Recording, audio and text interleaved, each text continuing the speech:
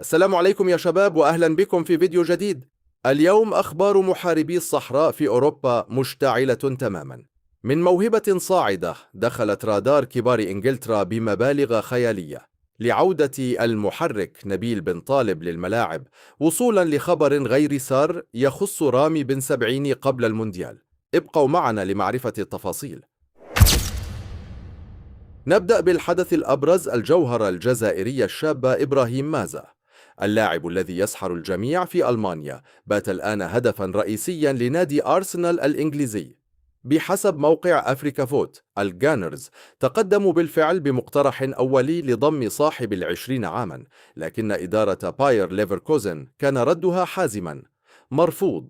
إدارة النادي الألماني ترى أن العرض لا يعكس القيمة الحقيقية لمازا، وحددت مبلغا ضخما قدره 70 مليون يورو لفتح باب التفاوض.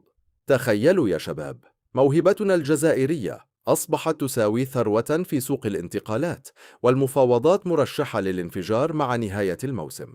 ننتقل إلى فرنسا، والخبر الذي انتظرناه طويلا: مدرب نادي ليل برونو جينيسيو زف أخبارا مطمئنة جدا بخصوص المحارب نبيل بن طالب.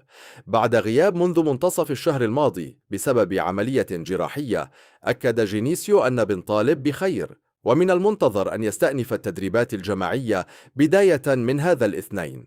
هذه العودة تمثل دفعة معنوية هائلة لنادي ليل، وبالتأكيد للناخب الوطني فلاديمير بيتكوفيتش، خاصة مع تبقي مباراتين فقط على نهاية الدوري، حيث يحتاج المنتخب لخبرة وقوة نبيل في وسط الميدان.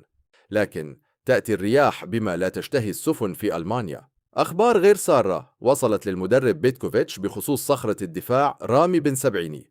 مدرب بروسيا دورتموند أكد غياب رامي عن مباراة مونشنغلادباخ ضمن الجولة 31 من البوندسليغا بسبب إصابة في القدم. المدرب صرح بأن قدم رامي لا تزال متورمة بشدة، ومن الصعب جدا لحاقه بمباريات نهاية الأسبوع. هذا الخبر مقلق جدا، خاصة وأننا قبل أسابيع قليلة من انطلاق كأس العالم 2026.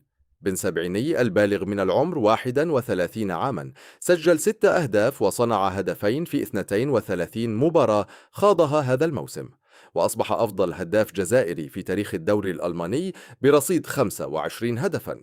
نتمنى الشفاء العاجل لمحاربنا والعودة سريعا لقيادة دفاع الخضر.